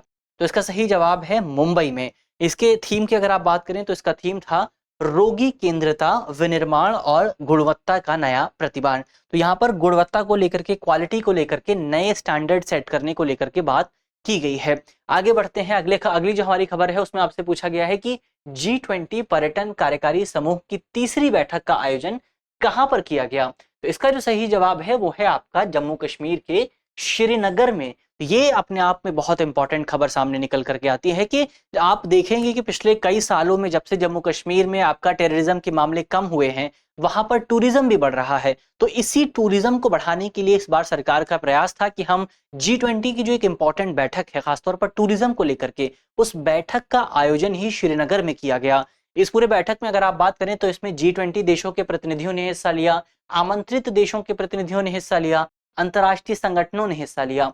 इसके अलावा इसमें कम से कम 60 प्रतिनिधि शामिल थे और 20 पत्रकार भी यहाँ पर मौजूद थे। तो जाहिर तौर पर सरकार जब इस तरह का कोई प्रयास करती है तो उसका परिणाम रहता है कि अंतर्राष्ट्रीय स्तर पर कश्मीर को लेकर के जो तमाम भ्रांतियां बनी हुई हैं वो भ्रांतियां भी टूटती हैं। लोगों को पता चलता है कि कश्मीर में वर्तमान समय में शांति स्थापित है और कश्मीर किस तरह से भारत का हिस्सा है। भारत की जो दावेदारी है वो दावेदारी भी और ज्यादा मजबूत हो जाती है। ये बेसिकली हमने यहाँ पर बात की नए सम्मेलन के बारे में। हम आगे बढ़ते हैं, अपनी अगली खबर को देखते हैं। हमारी अगली खबर में आपसे पूछा गया है कि 67वीं विश्व स्वास्थ्य सभा आयोजित की गई। कहां पर की गई? ये इसका आयोजन हुआ जेनेवा में। इस सभा का थीम क्या था? सभा का थीम था आपका कि जान बचाना और सभी के स्वास्थ्य कवरेज को बढ़ावा देना। WHO की स्थापना की 75वीं वर्षगांठ ये सभा का थीम था। इसके अलावा अगला हमारा सवाल है कि क्वाड का 5वां शिखर सम्मेलन कहां पर हुआ? तो इसका जवाब है हिरोशिमा। तो क्वाड का यानी कि क्वाड देशों का जो 5वां शिखर सम्मेलन था वो आपका जापान के हिरोशिमा में आयोजित किया गया और भारतीय प्रधानमंत्री नरेंद्र मोदी, ऑस्ट्रेलिया के प्रधानमंत्री, जापान के प्रधानमंत्री और अमेरिका के राष्ट्रपति ने इस पूरे सम्मेलन में हिस्सा लिया। इसके अलावा अगली खबर भी आपका हिरोशिमा से ही जुड़ी हुई है। अगली खबर में आपसे पूछा गया है कि G7 का 49वां शिखर सम्मेलन जो है उसका आयोजन कहां पर हुआ? तो उसका आयोजन भी आपके जापान के हिरोशिमा में ही हुआ और G7 के जो तमाम देश थे जैसे कि आपका अमेरिका हो गया, फ्रांस हो गया, ब्रिटेन हो गया, इटली हो गया, जर्मनी हो गया, कनाडा और जापान, तो ये जो तमाम 7 देश हैं इन देशों ने यहाँ पर हिस्सा लिया। सभी यूरोपीय संघ के देशों ने यहाँ पर हिस्सा लिया और G7 की अध्यक्षता के तहत जापान ने यहाँ पर भारत और 7 अन्य देशों को भी आमंत्रित किया था। यानी कि G7 का ये जो सम्मेलन था इस सम्मेलन में भारत को भी आमंत्रित किया गया था। तो ये बेसिकली हमने G7 की बात की, क्वाड देशों की बात की। आगे बढ़ते हैं, अगली खबर को देखते हैं। हमारी अगली खबर है कि प्रधानमंत्री नरेंद्र मोदी ने पहले वैश्विक बौद्ध शिखर सम्मेलन का उद्घाटन कहां पर किया? तो इसका सही जवाब है आपका नई दिल्ली में। यानी कि वैश्विक बौद्ध शिखर सम्मेलन कहां पर आयोजित हुआ? ये आयोजित हुआ आपका नई दिल्ली में। सम्मेलन की मेजबानी अंतर्राष्ट्रीय बौद्ध परिसंघ के सहयोग से हमारी जो कल्चरल मिनिस्ट्री है, संस्कृति मंत्रालय, उसके द्वारा की गई थी। अगर थीम की बात करें तो इसका बेसिकली थीम है समकालीन चुनौतियों के जवाब, अभ्यास के लिए दर्शन। अगर प्राथमिक फोकस की बात करें तो प्राथमिक फोकस बेसिकली आपका शाक्य मुनि बुद्ध की शिक्षाओं की जांच करने पर किया गया, जो कि सदियों से बौद्ध धर्म के अभ्यास और उसकी जो पालन करना है उसकी वजह से लगातार और ज्यादा समृद्ध हो रहा है। इस सम्मेलन में 30 देशों के प्रतिनिधियों ने हिस्सा लिया, जिसमें विदेशी देशों के 171 जो है प्रतिनिधि शामिल थे और भारतीय बौद्ध संगठनों के 150 से ज्यादा जो प्रतिनिधि थे उन्होंने इस पूरे सम्मेलन में हिस्सा लिया। तो ये बेसिकली हमने बात की वैश्विक बौद्ध शिखर सम्मेलन की। आगे बढ़ते हैं, अगली खबर को देखते हैं। हमारी अगली खबर में आपसे पूछा गया है कि सिंधु जल संधि से संबंधित मामलों पर संचालन समिति की 6ठी बैठक कहां पर आयोजित हुई? तो इसका सही जवाब है नई दिल्ली। तो सिंधु जल संधि के मामले में जो बैठक आयोजित की गई वो आपका नई दिल्ली में आयोजित की गई और इसका प्राथमिक उद्देश्य था कि सिंधु जल संधि की जो वर्तमान समय में हमारी सिंधु जल संधि है उसमें संशोधन को लेकर के जो बातचीत की जा रही है उस बातचीत पर एक कंस्ट्रक्टिव डिस्कशन किया जा सके, उसको लेकर के उसकी प्रक्रिया किस तरह से होगी उसको लेकर के इस पूरे सम्मेलन, इस पूरी बैठक में जो है बातचीत की गई। बैठक की अध्यक्षता हमारे जल संसाधन विभाग के जो सचिव हैं पंकज कुमार, उनके द्वारा की गई और आपका जो जल संसाधन विभाग है वो जल शक्ति मंत्रालय के अंतर्गत आता है। अगर आप बात करें सिंधु जल संधि की तो ये संधि बेसिकली आपका सिंधु नदी और उसकी जो दूसरी सहायक नदियां हैं, उसकी जो दूसरी ट्रिब्यूटरीज हैं, उनके पानी के उपयोग को लेकर के एक संधि है जो कि भारत और पाकिस्तान के बीच में हस्ताक्षरित की गई है। इसमें अगर आप देखेंगे मीडिएशन की बात अगर आप देखेंगे तो इस संधि को संधि पर हस्ताक्षर करने की जो सबसे बड़ा श्रेय दिया जाता है वो दिया जाता है आपका वर्ल्ड बैंक को। विश्व बैंक ने संधि में मीडिएशन करने के लिए एक इंपॉर्टेंट रोल प्ले किया था। इसके अलावा संधि जो है, संधि पर 19 सितंबर 1960 को हस्ताक्षर किए गए थे। हमारे उस समय प्रधानमंत्री थे जवाहरलाल नेहरू, तो पंडित नेहरू ने इस पर साइन किया था। इसके अलावा जो पाकिस्तान के राष्ट्रपति थे अयूब खान, उन्होंने भी कराची में इस पूरे डॉक्यूमेंट पर साइन किया था। डॉक्यूमेंट में कौन से प्रोविजन है अगर उनको आप देखें तो इस पूरे डॉक्यूमेंट में कहा गया है कि सिंधु प्रणाली का जो जल है उसमें से तकरीबन जो 20% पानी है वो आपका भारत को मिलता है और तकरीबन 80% पानी आपका पाकिस्तान को मिलता है। तो यहाँ पर भारत की ओर से यही आपका कहा जाता है कि भारत को यहाँ पर बहुत कम पानी मिलता है, तो इसमें सुधार की जरूरत है। भारत को और ज्यादा पानी सिंधु नदी सिस्टम से मिलना चाहिए, ऐसी मांग लगातार भारत के प्रतिनिधियों की ओर से उठाई जाती रही है। आगे बात करते हैं, हमारी अगली खबर को देखते हैं। हमारी अगली खबर है कि एससीओ सदस्य राष्ट्रों के प्रतिनिधियों के साथ संघाई सहयोग कॉरपोरेशन, संघाई सहयोग ऑर्गेनाइजेशन युवा लेखकों का जो 2 दिवसीय सम्मेलन था, वो सम्मेलन कहां पर आयोजित हुआ? ये सम्मेलन आपका आयोजित किया गया नई दिल्ली में। इसका थीम क्या था? सम्मेलन का विषय था एससीओ सदस्य राज्यों के बीच सभ्यतागत संवाद, यानी कि आपका सिविलाइजेशनल डायलॉग। ये आपका थीम था हमारे जो 2 दिवसीय युवा लेखकों का सम्मेलन आयोजित हुआ था। इसके अलावा इसका आयोजन आपका शिक्षा मंत्रालय द्वारा नई दिल्ली के लीला पैलेस में किया गया और इसमें सहयोग किया नेशनल बुक ट्रस्ट की ओर से। इसके अलावा इसमें अगर सम्मेलन में बात करें तो इसमें इतिहास और दर्शन, अर्थशास्त्र, धर्म, संस्कृति, साहित्य और विज्ञान एवं चिकित्सा, इन पर केंद्रित 6 सत्रों का आयोजन हुआ था। तो ये बेसिकली आपका बात हुई इस पूरे सम्मेलन के बारे में। आगे बढ़ते हैं, अपनी अगली खबर को अगर आप देखें तो यहाँ पर आपसे पूछा गया है कि रक्षा, वित्त और अर्थशास्त्र पर अंतर्राष्ट्रीय सम्मेलन आयोजित किया गया, किसके द्वारा? तो इसका सही जवाब है रक्षा मंत्रालय के द्वारा। तो रक्षा वित्त और रक्षा वित्त यानी कि आपका सिक्योरिटी, फाइनेंस और इकोनॉमी, इसको लेकर के जो सम्मेलन आयोजित हुआ वो आपका आयोजित किया गया रक्षा मंत्रालय के द्वारा। इसका प्राथमिक उद्देश्य था कि भारत और विदेशों के जो प्रतिष्ठित नीति निर्माता हैं, जो शिक्षाविद हैं, जो सरकारी अधिकारी हैं, उनके बीच में रक्षा वित्त को लेकर के, उनके बीच में रक्षा इकोनॉमी को लेकर के एक संवाद किया जा सके, एक डिस्कशन किया जा सके कि हम किस तरह से अपना जो सिक्योरिटी फाइनेंसिंग है उसको और ज्यादा मजबूत कर सकते हैं। उसको लेकर के इस पूरे सम्मेलन का आयोजन हुआ था। इसके अलावा हमारी अगली खबर है कि वाराणसी के रुद्राक्ष कन्वेंशन सेंटर में विश्व क्षय रोग दिवस के अवसर पर वर्ल्ड टीबी समिट को संबोधित किया, किसने? तो इसका सही जवाब है प्रधानमंत्री नरेंद्र मोदी ने। तो प्रधानमंत्री नरेंद्र मोदी ने इस पूरे समिट को संबोधित किया।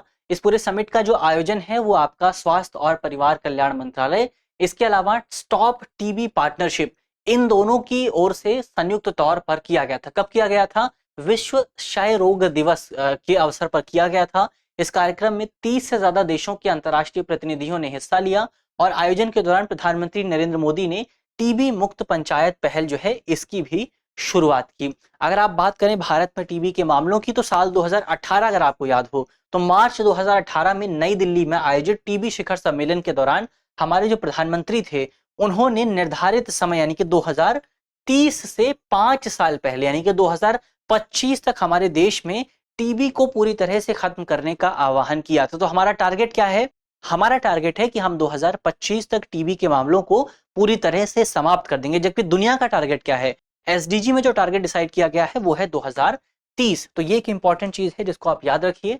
इसके अलावा आगे बात करते हैं हमारी अगली खबर की। तो हमारी अगली खबर में आपसे पूछा गया है कि the economic times global business summit 2023 का 7वां संस्करण कहां पर आयोजित हुआ? इसका आयोजन किया गया नई दिल्ली में। सम्मेलन में प्रधानमंत्री नरेंद्र मोदी ने संबोधन किया और सम्मेलन का विषय था लचीलापन, प्रभाव और प्रभुत्व। अगली खबर को देखें अगर आप तो 17 फरवरी 2023 को 12वां विश्व हिंदी सम्मेलन कहां पर समाप्त हुआ? तो ये समाप्त हुआ आपका फिजी के नाडी में। तो फिजी के नाडी में आपका विश्व हिंदी सम्मेलन समाप्त हुआ। कब हुआ? तो 15 से 17 फरवरी के बीच में इसका आयोजन किया गया था। सम्मेलन का जो उद्घाटन है वो फिजी के प्रधानमंत्री सित्विनी राबुका के साथ किया गया। हमारे उस समय जो हमारे विदेश मंत्री हैं डॉक्टर एस जयशंकर, वो भी वहां पर शामिल थे। इसका थीम था हिंदी आर्टिफिशियल इंटेलिजेंस का पारंपरिक ज्ञान। तो ये इसका थीम था। सम्मेलन में विश्व हिंदी तकरीबन 50 देशों के जो प्रतिनिधि थे उन्होंने हिस्सा लिया था। तो ये बेसिकली हमने सम्मेलन की बात की। इसके अलावा इस कार्यक्रम का उपयोग हिंदी को वैश्विक भाषा बनाने के रूप में बढ़ावा देने के लिए किया जाएगा और हिंदी को वैश्विक भाषा के रूप में लोकप्रिय बनाने के लिए 1975 में प्रथम विश्व हिंदी सम्मेलन का आयोजन जो है वो नागपुर में किया गया था। तो ये चीज जो है इसको आप याद रखिएगा कि पहले विश्व हिंदी सम्मेलन का जो आयोजन हुआ था वो आपका नागपुर में 1975 में हुआ था। चलिए आगे बढ़ते हैं। अगली खबर को अगर आप देखें तो यहाँ पर आपसे पूछा गया है कि 30वीं राष्ट्रीय बाल विज्ञान कांग्रेस का आयोजन कहां पर किया गया? तो इसका जो आयोजन था वो अहमदाबाद की साइंस सिटी में किया गया और इसकी मेजबानी आपका Gujarat council of science and technology, Gujarat council of science city और सेल ऑर्गेनाइजेशन, सेल एजुकेशन, इन तीनों की ओर से मिलकर के किया गया। इसके अलावा और इंपॉर्टेंट पॉइंट्स यहाँ पर अगर आप देखें तो इसका उद्देश्य है कि स्कूलों में विज्ञान को पढ़ाने और सिखाने के तरीके में बेसिकली बदलाव किया जा सके, उसको और थोड़ा प्रैक्टिकल बनाया जा सके। उसमें बेसिकली आपका जो हमारा सामाजिक वातावरण है, जो हमारा भौतिक वातावरण है, उसको भी शामिल किया जा सके। तो बेसिकली इसको लेकर के स्कूलों में साइंस को और ज्यादा बेहतर कैसे किया जाए, इसको लेकर के इस पूरी कांग्रेस का आयोजन हुआ था। चलिए आगे बढ़ते हैं और अगर अपनी अगली खबर को देखें तो हमारी अगली खबर में आपसे पूछा गया है कि रिवर सिटीज अलायंस के सदस्यों की वार्षिक बैठक जिसका नाम है driving holistic action for urban river का आयोजन किसके द्वारा किया गया। तो इसका आयोजन आपका राष्ट्रीय स्वच्छ गंगा मिशन, तो नेशनल क्लीन गंगा मिशन की ओर से इस पूरे कार्यक्रम का आयोजन किया गया था। National mission for clean Ganga, इसकी ओर से national institute of urban affairs के सहयोग से इस कार्यक्रम का आयोजन हुआ था। इसके अलावा यहाँ पर धारा 2023 इसके नाम से भी कार्यक्रम का आयोजन हुआ, जो कि एक मंच के तौर पर काम करता है, जहां पर स्थानीय जल निकायों के प्रबंधन के लिए जो भी स्टेक होल्डर्स शामिल हैं उनको बुलाया जाता है ताकि इस पूरे मामले पर डिस्कशन किया जा सके और हम स्थानीय लेवल पर कैसे पानी को और बेहतर ढंग से मैनेज कर सकते हैं उसको लेकर के बेहतर उपाय जो है सुझाए जा सके। इसके अलावा जो धारा 2024 का जो आयोजन है वो आपका मध्य प्रदेश के ग्वालियर में होगा। तो धारा 2023 जो है वो आपका बेसिकली जो आयोजित हुआ था और धारा 2024 जो है वो मध्य प्रदेश के ग्वालियर में आयोजित होगा। इसके अलावा नमामि गंगे कार्यक्रम के तहत बेसिकली आपका मुल्ला मुथा नदी यानी कि पुणे के घाट पर योग सत्र नामक एक अनूठी पहल का आयोजन भी किया गया। तो ये बेसिकली हमने राष्ट्रीय स्वच्छ गंगा मिशन के बारे में बात की। आगे बढ़ते हैं, अपनी अगली खबर को देखते हैं। यहाँ पर आपसे पूछा गया है कि ग्लोबल फायर पावर रैंकिंग 2024 में भारत किस स्थान पर है। तो यहाँ पर भारत कहाँ पर है, भारत है आपका चौथे स्थान पर। और ये जो रैंकिंग निकल करके आती है, रैंकिंग बेसिकली आपका सैन्य क्षमता के आधार पर निकल करके आती है। और भारत से पहले कौन कौन से देश हैं, तो भारत से पहले आपका जो सबसे दुनिया का मजबूत देश है वो है संयुक्त राज्य अमेरिका, वो दुनिया का सबसे शक्तिशाली देश है। इसके बाद सेकंड नंबर पर आती है रूस और चीन की बारी, तो दूसरे नंबर पर रूस है और तीसरे नंबर पर चीन है और चौथे नंबर पर लगातार दूसरी बार भारत बना हुआ है। इस पूरी लिस्ट में आपको दुनिया के 145 देश दिखाई दे जाएंगे जिन्हें उनकी सैन्य ताकत के आधार पर मापा जाता है। चलिए आगे बढ़ते हैं, हमारी अगली खबर में आपसे पूछा गया है कि एस्पिरेशनल ब्लॉक प्रोग्राम की पहली डेल्टा रैंकिंग किसके द्वारा जारी की गई है। तो ये रैंकिंग आपका जारी हुई है नीति आयोग के द्वारा। तो इस पूरी रैंकिंग में उत्तर प्रदेश के कौशाम्बी जिले के कौशाम्बी ब्लॉक को जो है दूसरा स्थान प्राप्त हुआ है और पहले स्थान की अगर आप बात करें तो पहला स्थान आपका तेलंगाना के आसिफाबाद के तिरियानी कुरम्मम भीम ब्लॉक, इसको पहला स्थान प्राप्त हुआ है। तो उत्तर प्रदेश का जो कौशाम्बी ब्लॉक है उसको यहाँ पर दूसरा स्थान प्राप्त हुआ है। इसके अलावा इसमें आपके देश भर के 329 से ज्यादा आकांक्षी जिले और 500 से ज्यादा आकांक्षी ब्लॉकों ने हिस्सा लिया था। और ब्लॉकों की जो रैंकिंग की गणना है वो ब्लॉक के प्रदर्शन और जून 2023 के महीने में प्रमुख प्रदर्शन संकेतकों के आधार पर की गई थी। इसके अलावा एस्पिरेशनल ब्लॉक प्रोग्राम की अगर आप बात करें तो इसकी शुरुआत 7 जनवरी 2023 को हुई थी और इसमें भारत के सबसे कठिन और अपेक्षाकृत अविकसित ब्लॉकों में नागरिकों के जीवन की गुणवत्ता को और ज्यादा बढ़ाने पर जोर दिया जाता है। ये तो बेसिकली आपका बात हुई एस्पिरेशनल ब्लॉक प्रोग्राम की। आगे बढ़ते हैं, बात करते हैं अपनी अगली खबर की। तो हमारी अगली खबर में आपसे पूछा गया है कि हाल ही में वैश्विक टीबी रिपोर्ट 2023 किसके द्वारा जारी की गई। तो ये जो रिपोर्ट है ये आपका WHO यानी कि वर्ल्ड हेल्थ ऑर्गेनाइजेशन के द्वारा जारी की गई है। रिपोर्ट के अनुसार अगर आप बात करें तो भारत ने टीबी के मामलों का पता लगाने में बहुत ज्यादा सुधार किया है। अगर आप डेटा की बात करें तो 2022 में सबसे ज्यादा तकरीबन 24.22 लाख रोगियों की जो है पहचान की गई थी। और रिपोर्ट के अनुसार उपचार कवरेज में भी भारत में सुधार देखने को मिला है और ये 80% तक पहुंच गया है। यानी कि भारत में जितने भी आपके मामले रिकॉर्ड होते हैं उसमें से 80% मामलों का उपचार भी आपको देखने को मिलता है, जो कि पिछले वर्ष की तुलना में 19% ज्यादा है। भारत के प्रयासों के परिणाम स्वरूप साल 2022 में जो है बेसिकली आपका मामलों में जो है 16% की कमी देखने को मिली है अगर आप इसकी तुलना 2015 से करते हैं। वहीं दूसरी तरफ अगर आप वैश्विक स्तर पर देखते हैं तो भारत में 16% की कमी आई है और दुनिया में इसी अवधि में 8% की कमी देखने को मिली है। यानी कि भारत ने टीबी को कम करने के मामले में बहुत शानदार काम यहाँ पर किया है। चलिए आगे बढ़ते हैं, बात करते हैं अपनी अगली खबर की।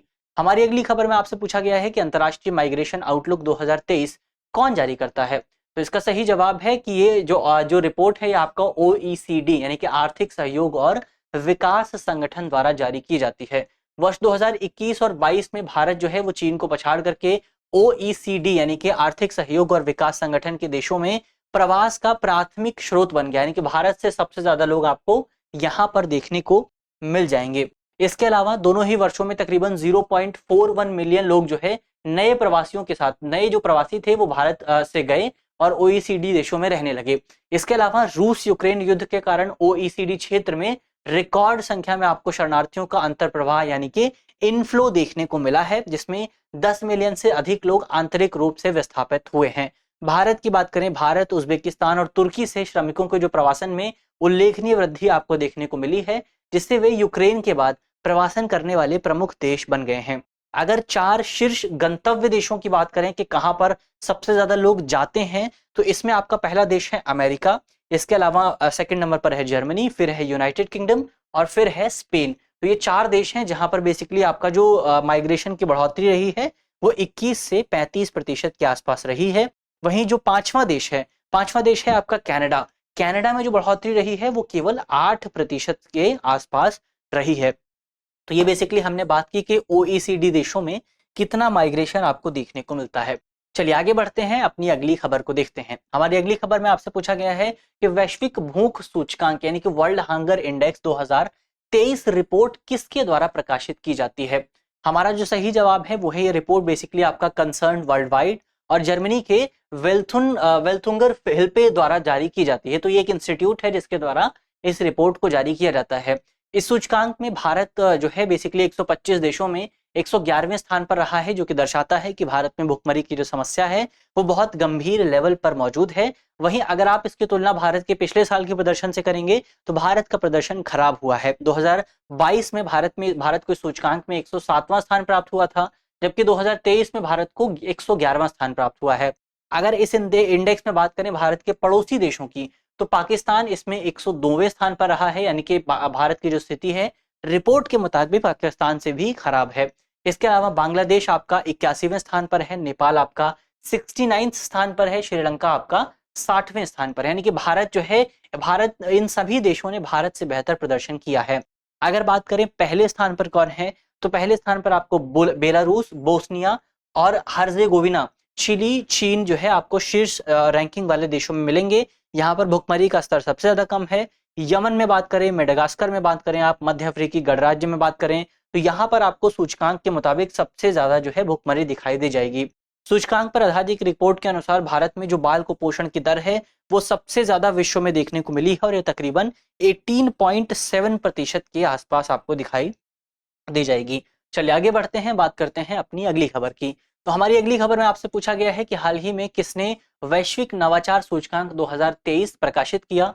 इसका सही जवाब है वैश्विक बौद्धिक संपदा संगठन यानी कि world intellectual property rights organisation की ओर से इस पूरे सूचकांक को प्रकाशित किया गया। भारत ने 132 देशों में से रैंकिंग में 40वां स्थान प्राप्त किया और पिछले साल भी अगर आप देखेंगे तो पिछले साल भी भारत को 40वां स्थान ही प्राप्त हुआ था। इस वर्ष विश्व भर की 132 अर्थव्यवस्थाओं के बीच में सबसे नवीन अर्थव्यवस्थाओं को रैंकिंग प्रदान की गई थी और विज्ञान और प्रौद्योगिकी के क्षेत्र में 100 नवाचार समूहों की भी पहचान की गई। अगर सबसे ऊपर रैंक वाले देश की बात करें तो इनोवेशन के मामले में स्विट्जरलैंड 2023 में सबसे ऊपर रहा। इसके बाद आपका स्वीडन की बारी आती है, फिर अमेरिका है, ब्रिटेन है, सिंगापुर है। इसके अलावा वैश्विक नवाचार सूचकांक जो है बेसिकली आपका प्रतिवर्ष जारी होता है, यानी कि हर साल इस पूरे सूचकांक को जारी किया जाता है। चलिए आगे बढ़ते हैं, बात करते हैं अपनी अगली खबर की।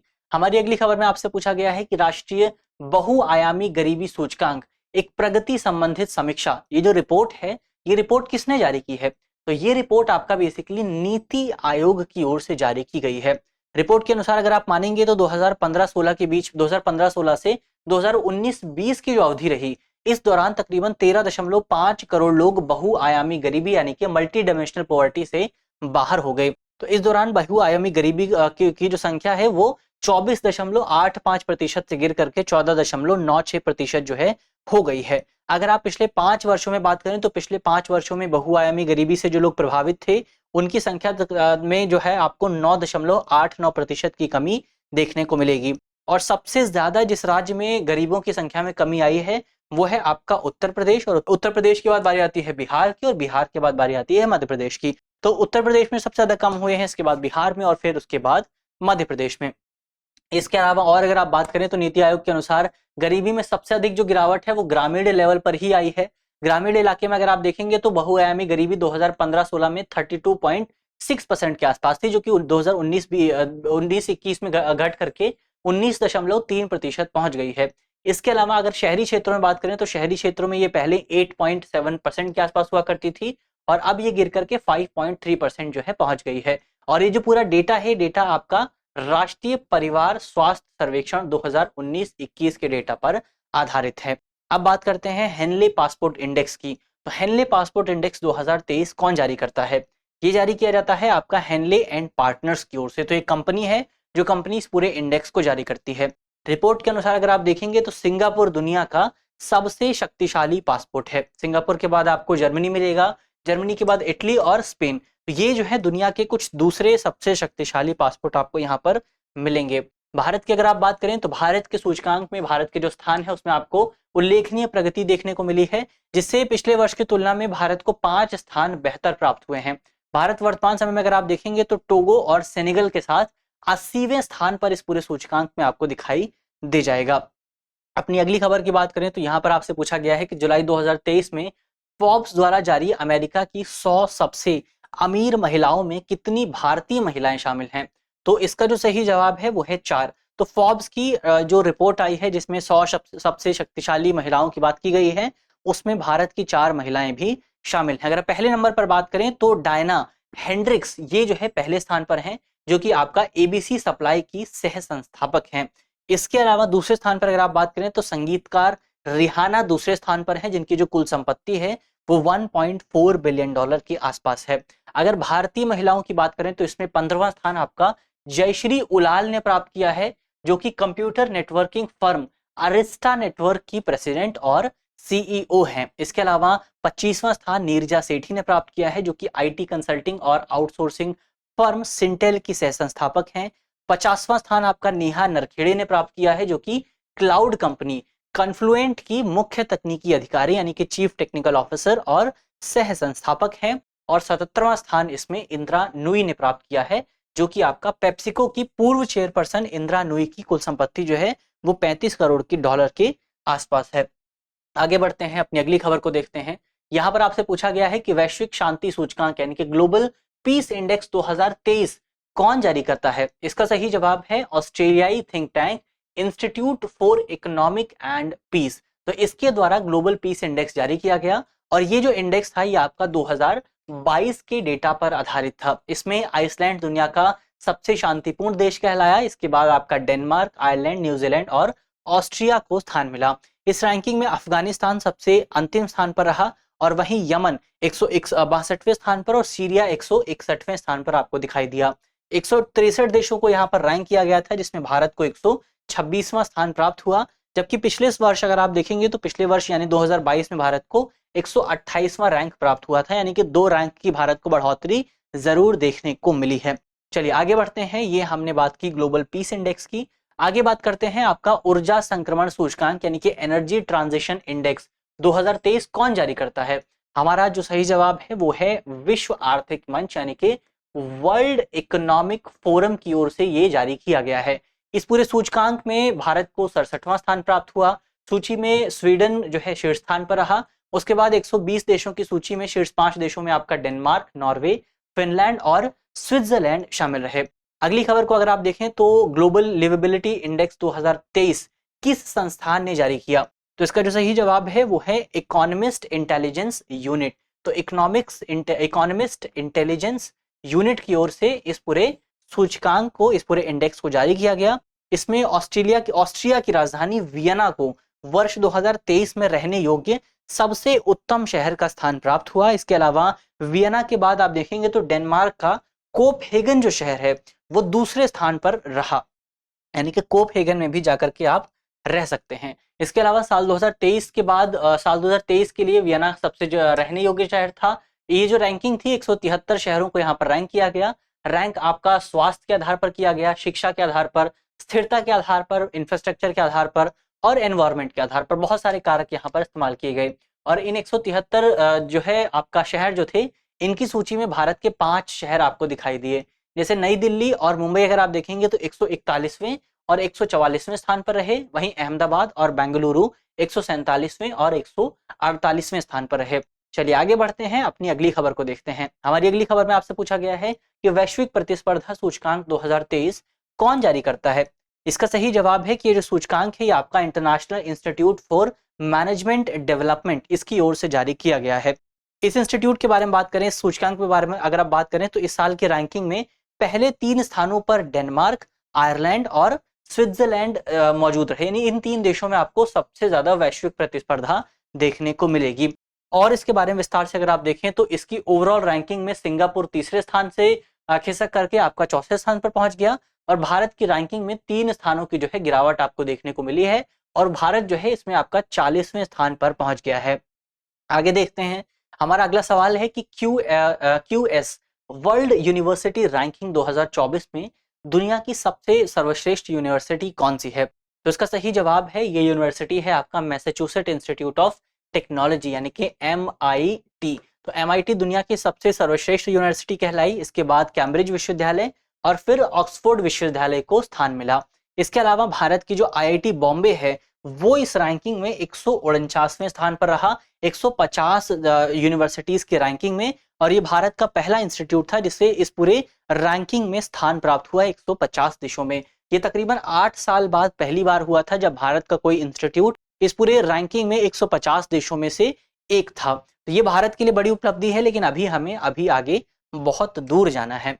चलिए और बात करते हैं, हमारी अगली खबर में आपसे पूछा गया है कि ग्लोबल जेंडर गैप रिपोर्ट 2023 कौन जारी करता है। तो इसका सही जवाब है विश्व आर्थिक मंच, यानी कि दोबारा से वर्ल्ड इकोनॉमिक फोरम जो है वही आपका ग्लोबल जेंडर गैप रिपोर्ट जारी करता है, जिसमें 146 देशों में लैंगिक समानता की स्थिति का मूल्यांकन किया गया। रिपोर्ट के अनुसार भारत ने महत्वपूर्ण प्रगति यहां पर हासिल की है। 2023 के संस्करण में भारत को 146 देशों में 135वां जो है स्थान प्राप्त हुआ है। तो 135वें स्थान से निकल करके भारत जो है 127वें स्थान पर पहुंच गया है। 135 जो रैंकिंग थी वो आपका 2022 की रैंकिंग थी। आइसलैंड को अगर आप देखेंगे तो लगातार 14वीं बार आइसलैंड जो है वो इस पूरी रैंकिंग में पहले स्थान पर रहा। वहां पर आपको सबसे ज्यादा लैंगिक समानता देखने को मिलेगी। आइसलैंड के बाद नॉर्डिक देश ही मौजूद रहे, इसमें नॉर्वे रहा आपका, फिनलैंड रहा और आपका स्वीडन रहा। तो ये बेसिकली हमने बात की ग्लोबल जेंडर गैप रिपोर्ट की। आगे बढ़ते हैं, अपनी अगली खबर को देखते हैं। यहाँ पर आपसे पूछा गया है कि भारत के पड़ोसी देश पाकिस्तान, इसके अलावा बेसिकली उसी पर हो रही है, जेंडर गैप पर ही बात हो रही है। इसमें अगर भारत के पड़ोसी देशों को अगर आप देखें तो पाकिस्तान को 142वां स्थान, बांग्लादेश को 59 स्थान, चीन को 107वां स्थान, नेपाल को 116वां स्थान और श्रीलंका को 115वां स्थान और भूटान को 103वां स्थान यहाँ पर प्राप्त हुआ। अगली खबर अगर आप देखें तो यहाँ पर आपसे पूछा गया है कि वैश्विक दासता सूचकांक यानी कि ग्लोबल स्लेवरी इंडेक्स 2023 किसने जारी किया। तो ये जारी किया गया द वॉक फ्री फाउंडेशन की ओर से। तो वैश्विक दासता सूचकांक 2023 5वां संस्करण है और 2022 के अनुमानों पर आधारित है। इसमें 160 देशों में आधुनिक गुलामी की स्थिति का आकलन किया गया है और रिपोर्ट के अनुसार 2021 में किसी भी समय 50 मिलियन से अधिक व्यक्ति आधुनिक गुलामी का सामना कर रहे हैं। देशों की पहचान आधुनिक गुलामी के, जहां पर आधुनिक गुलामी का सबसे ज्यादा प्रसार है, अगर उनकी आप बात करें तो इसमें आपको उत्तर कोरिया मिलेगा, इरिट्रिया मिलेगा, मॉरिट्रियाना मिलेगा और सऊदी अरब मिलेगा और तुर्की मिलेगा। यहाँ पर आपको सबसे ज्यादा प्रसार जो है मॉडर्न स्लेवरी का देखने को मिलेगा। और जहां पर मॉडर्न स्लेव सबसे ज्यादा रहते हैं उन देशों में अगर आप बात करें तो यहाँ पर आपको भारत मिलेगा, चाइना मिलेगा और उत्तर कोरिया मिलेगा, पाकिस्तान मिलेगा और रूस मिलेगा। यहाँ पर मॉडर्न स्लेव्स की जो संख्या है वो सबसे ज्यादा है। इसके अलावा सबसे बेहतर स्थिति की अगर आप बात करें तो सबसे बेहतर स्थिति है आपका स्विट्जरलैंड, नॉर्वे, जर्मनी और नीदरलैंड और स्वीडन में। चलिए अगली खबर है हमारी, राज्य ऊर्जा दक्षता सूचकांक 2021-22 की रिपोर्ट जारी की गई है। किसके द्वारा? तो ये रिपोर्ट जारी की गई है आपका केंद्रीय विद्युत और नवीन एवं नवीकरणीय मंत्रालय की ओर से। सूचकांक शीर्ष स्थान पाने वाले राज्यों में आपका आंध्र प्रदेश है। तो आंध्र प्रदेश को इस पूरे सूचकांक में सबसे बेहतर रैंक प्राप्त हुई है। इसके बाद कर्नाटक है, केरल है, राजस्थान है और तेलंगाना है। इसके अलावा 4 राज्य असम, हरियाणा, महाराष्ट्र और पंजाब, इन राज्यों ने 50 से 60 का स्कोर प्राप्त करते हुए अचीवर कैटेगरी जो है प्राप्त की है। तो ये अचीवर जो है राज्य रहे हैं। इसके अलावा अगर आप देखें, अगली खबर है हमारी कि इंडिया जस्टिस रिपोर्ट 2022 का तीसरा संस्करण किसने लॉन्च किया। तो इसका तीसरा संस्करण लॉन्च किया गया आपका नई दिल्ली में, और यहाँ पर बेसिकली कर्नाटक जो है वो न्याय तक पहुंच प्रदान करने वाले राज्यों और केंद्र शासित प्रदेशों की सूची में शीर्ष स्थान पर है, यानी कि कर्नाटक में आपका जो पूरा जस्टिस सिस्टम है वो सबसे ज्यादा बेहतर है। तमिलनाडु ने रैंकिंग में दूसरा स्थान प्राप्त किया, जबकि तेलंगाना ने इसमें तीसरा स्थान प्राप्त किया। गुजरात ने चौथा स्थान, आंध्र प्रदेश ने पांचवा स्थान जो है इसमें प्राप्त किया। उत्तर प्रदेश की अगर आप बात करें तो इसमें इंडिया जस्टिस रिपोर्ट में 18वां स्थान जो है उत्तर प्रदेश को प्राप्त हुआ, जो कि सबसे कम स्थान प्राप्त करने वाले राज्यों में से एक है। तो ये जो रिपोर्ट है बेसिकली आपका पिछले 24 महीनों में जो रिपोर्ट दाखिल की गई है उन पर आधारित है, और इंडिया जस्टिस रिपोर्ट को 2019 में टाटा ट्रस्ट ने जो है आरंभ किया था। टाटा ट्रस्ट की ओर से पूरी रिपोर्ट जारी की जाती है। आगे बढ़ते हैं, अपनी अगली खबर को देखते हैं। हमारी अगली खबर में आपसे पूछा गया है कि देश के इतिहास में पहली बार किस मंत्रालय ने जल निकायों की पहली गणना की राज्यवार रिपोर्ट जारी की है। तो ये इसका जो सही जवाब है वो है आपका जल शक्ति मंत्रालय की ओर से। इसके तहत देश भर में 24,24,540 जल निकायों की गणना की गई, और गणना भारत के जल संसाधनों की व्यापक सूची जो है प्रदान करती है, जिसमें प्राकृतिक और मानव निर्मित जल निकाय जैसे कि आपका तालाब हो गया, टैंक हो गया, झील हो गई, ये तमाम चीजें यहाँ पर शामिल थी। संख्या के मामलों में शीर्ष 5 राज्यों में अगर आप देखेंगे तो पश्चिम बंगाल में आपको सबसे ज्यादा वाटर बॉडीज देखने को मिलेंगी। इसके अलावा उत्तर प्रदेश है दूसरे स्थान पर, आंध्र प्रदेश तीसरे स्थान पर, फिर उड़ीसा, असम जो है आपको चौथे और पांचवें स्थान पर दिखाई दे जाएंगे। जहां पर देश के जितने भी जल निकाय हैं इन 5 राज्यों में अकेले 63% जल निकाय आपको मिलेंगे। और शहरी क्षेत्रों में जल निकायों की संख्या के मामले में अगर 5 राज्यों की बात करें तो यहाँ पर भी पश्चिम बंगाल आपका पहले स्थान पर है, फिर आपका तमिलनाडु है, केरल है, उत्तर प्रदेश है और फिर त्रिपुरा है। इसके अलावा ग्रामीण भारत में अगर आप बात करें जल निकायों की तो इसमें आपका जो पहले स्थान पर राज्य है यहाँ भी पश्चिम बंगाल पहले स्थान पर मिलेगा आपको, उत्तर प्रदेश दूसरे स्थान पर, आंध्र प्रदेश तीसरे स्थान पर, ओडिशा आपका चौथे स्थान पर और असम 5वें स्थान पर। चलिए आगे बढ़ते हैं, बात करते हैं अपनी अगली खबर की। हमारी अगली खबर में आपसे पूछा गया है कि विश्व के सबसे आपराधिक देशों की रैंकिंग जारी की गई है, किसके द्वारा। तो ये रैंकिंग जारी की गई है वर्ल्ड ऑफ स्टैटिस्टिक्स के द्वारा, जिसमें भारत जो है 77वें स्थान पर रहा, जबकि अमेरिका 55वें स्थान पर और ब्रिटेन 65वें स्थान पर रहा। रैंकिंग के अनुसार वेनेजुला जो है वो दुनिया के सबसे आपराधिक देशों में से एक है। इसके बाद दूसरे स्थान पर आपका पपुआ न्यू गिनी रहा और तीसरे स्थान पर आपका दक्षिण अफ्रीका रहा। 10 उच्चतम अपराध वाले देशों की अगर आप बात करें तो इसमें वेनेजुला पहले स्थान पर है, हमने देखा, पपुआ न्यू गिनी दूसरे स्थान पर है। इसके अलावा तीसरे स्थान पर आपका दक्षिण अफ्रीका है, चौथे स्थान पर अफगानिस्तान है, फिर होंडुरास है, इसके अलावा त्रिनिदाद और टोबैगो है, इसके अलावा गुयाना है, अल सल्वाडोर है, ब्राजील है और जमैका है। चलिए आगे बढ़ते हैं, बात करते हैं अपनी अगली खबर की। हमारी अगली खबर में आपसे पूछा गया है कि world energy transition outlook report 2023 किसके द्वारा जारी की गई। तो ये रिपोर्ट आपका इंटरनेशनल रिन्यूएबल एनर्जी एजेंसी की ओर से जारी की गई है। रिपोर्ट के अनुसार वैश्विक ऊर्जा संक्रमण है, ट्रांजिशन जो है वो अभी भी ट्रैक पर नहीं है। अभी भी हम जो है रिन्यूएबल एनर्जी की तरफ बहुत बेहतर ढंग से नहीं बढ़ पा रहे हैं, और अगर हम ऐसा नहीं कर पाते हैं तो हमारा जो तापमान है वो 1.5 डिग्री सेल्सियस के टारगेट को क्रॉस कर जाएगा, जो कि आपका जीवित रहने के लिए बहुत ज्यादा मुश्किल हो सकता है।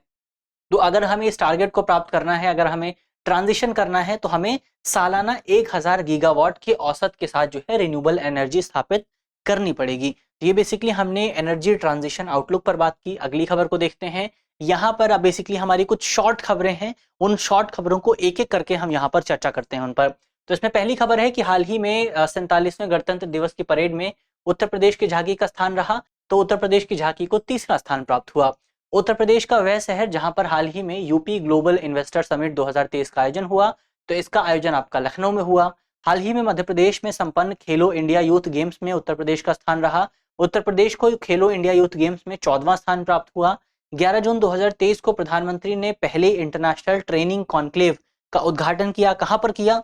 ये आपका नई दिल्ली में किया गया। आगे बढ़ते हैं।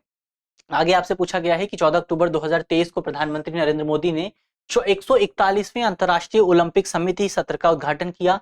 कहां पर किया? तो इसका उद्घाटन हुआ आपका मुंबई में। इसके अलावा 12 अक्टूबर 2023 को भारतीय तटरक्षक बल ने national maritime search and rescue board की 21वीं बैठक का आयोजन कहां पर किया? ये कोलकाता में किया गया। इसके अलावा 4 से 6 अक्टूबर 2023 को पैसिफिक एशिया ट्रैवल एसोसिएशन यानी पाटा ट्रैवल मार्ट के 46वें संस्करण का आयोजन कहां पर किया गया? नई दिल्ली में किया गया। हाल ही में भारत फ्रांस सैन्य उप समिति की 21वीं बैठक का आयोजन कहाँ हुआ? तो नई दिल्ली में इसका आयोजन हुआ। और आगे बढ़ते हैं। आगे अपना सवाल है कि CII India Nordic Baltic business conclave का आयोजन कहाँ पर हुआ? का आयोजन भी आपका नई दिल्ली में हुआ। नवंबर 2023 में CII इंडिया ये जो आयोजन था इसी पर सवाल है, इसका आयोजन भी आपका नई दिल्ली में हुआ था। 8 नवंबर 2023 को भारत और अमेरिका के बीच 2+2 मंत्री स्तरीय वार्ता के पहले आयोजन के रूप में प्रथम इंडस एक्स निवेश सम्मेलन का आयोजन कहाँ पर हुआ? तो ये भी आपका नई दिल्ली में ही हुआ। इसके अलावा संत मीराबाई की 592वीं जयंती के अवसर पर उत्तर प्रदेश के किस जिले में संत मीराबाई जन्मोत्सव कार्यक्रम का आयोजन किया गया? ये आपका किया गया मथुरा में। तो इसको आप याद रखिएगा, संत मीराबाई जन्मोत्सव का जो आयोजन हुआ वो आपका मथुरा में हुआ। इसके अलावा उत्तर प्रदेश के किस जिले में 38वीं Akhil Bharatiya prize money Indira marathon का आयोजन किया गया? तो इसका आयोजन आपका प्रयागराज में किया गया। खेलो इंडिया यूनिवर्सिटी गेम्स के तीसरे संस्करण का वर्चुअली उद्घाटन लखनऊ में किसके द्वारा किया गया? तो ये आपका प्रधानमंत्री नरेंद्र मोदी के द्वारा किया गया। उत्तर प्रदेश के वह 2 जिले जहां पर केंद्रीय मंत्री पीयूष गोयल द्वारा PM मित्र मेगा टेक्सटाइल पार्क का शुभारंभ किया गया। तो इसका पहला जिला है आपका लखनऊ और दूसरा है हरदोई। यहाँ पर PM मित्र मेगा टेक्सटाइल पार्क का उद्घाटन हुआ। इसके अलावा राष्ट्रीय जलवायु सम्मेलन 2023 का आयोजन कहाँ पर किया गया? ये किया गया आपका लखनऊ में। तो ये बेसिकली आज की हमारी जो तमाम इंपॉर्टेंट खबरें थी उन खबरों पर यहाँ पर हमने बात कर ली है और मुझे उम्मीद है कि ये टॉपिक पूरा आपको समझ में आए होंगे जिन पर भी हमने बात की है। और अगर आपके प्रश्न पत्र में इसको लेकर के कोई भी सवाल आता है तो सवाल का जवाब आप आसानी से दे सकेंगे। वीडियो को यहीं पर समाप्त करते हैं, मिलते हैं आपसे कल। तब तक के लिए अपना ख्याल रखिए, ध्यान रखिए, पढ़ते रहिए। धन्यवाद। डियर व्यूअर्स, अपने एग्जाम की तैयारी को और बेहतर करने के लिए हमारे चैनल को लाइक, शेयर और सब्सक्राइब करना न भूलें।